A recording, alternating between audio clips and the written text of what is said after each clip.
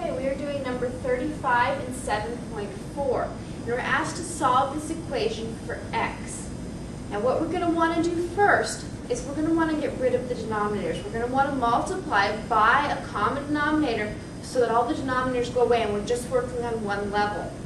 Now to do that, to figure out what that term is we're going to multiply by, it's just like we're finding the least common denominator when we were adding and subtracting fractions. It's the same skills, we're just using them again in a different way. We need to figure out what these three denominators have in common and what their commonalities are so we can figure out what that denominator is going to be. Now, x minus 3, x plus 3, those are fairly simplistic. They're each their own term. But x squared minus 9, we need to factor that first so we can see what its parts are. So, this is a perfect square, difference in perfect squares. So it's x minus 3, x plus 3. So that means our common denominator here is x minus 3, x plus 3.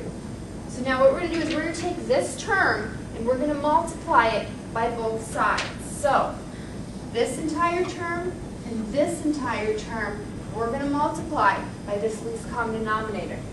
X minus 3, x plus 3. Make sure you hit every single term on both sides. It's the only way you can keep the scales of this equation equal. Remember, whatever you do to one side, you have to do the other. So, let's do a little bit of erasing and clean up in here. So what I'm going to do first is I'm just going to multiply this through. I'm going to write it all out. This way I don't lose anything. Okay, so this new numerator now.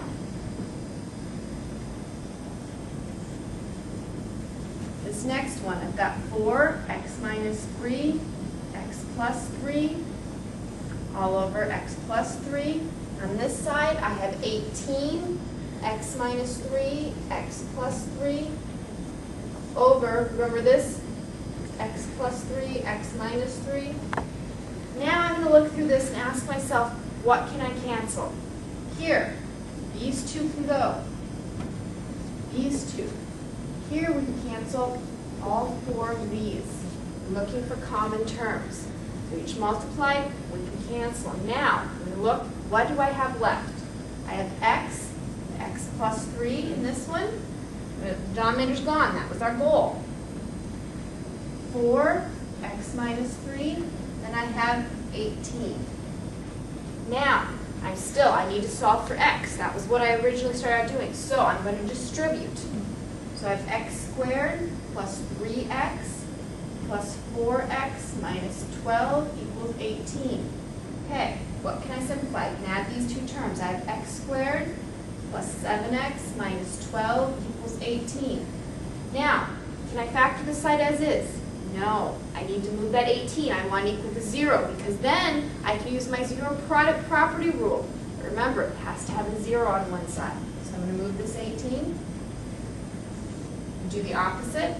X squared plus 7x. 12 plus 18 is 30. They're negative. Now what are my choices for 30? 1 and 30, 3 and 10, 5 and 6. I'm looking for a middle term of 7. I'm going to subtract each of them looking for that. 30 minus 1 is 29. Nope.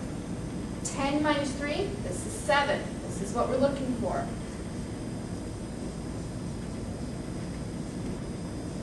Now I want the sign with the larger term, so plus here, the other one's negative.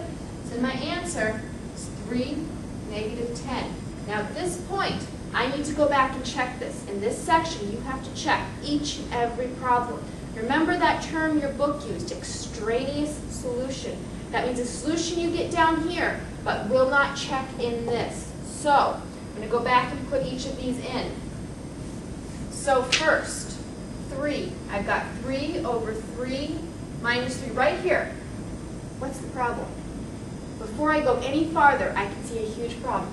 3 minus 3 is 0. Can you ever divide by 0? No. So, this does not work. Now, we want to check the other one. Negative 10 minus 3 4, negative 10 plus 3, 18, negative 10 squared minus. Give myself some more room over here. So, negative 10, negative 13, 18, this is 100, minus 9, 91. Now at this point, all of this works. This is just number crunching. Get your calculator out and check it. I promise you it does check, but get your calculator out.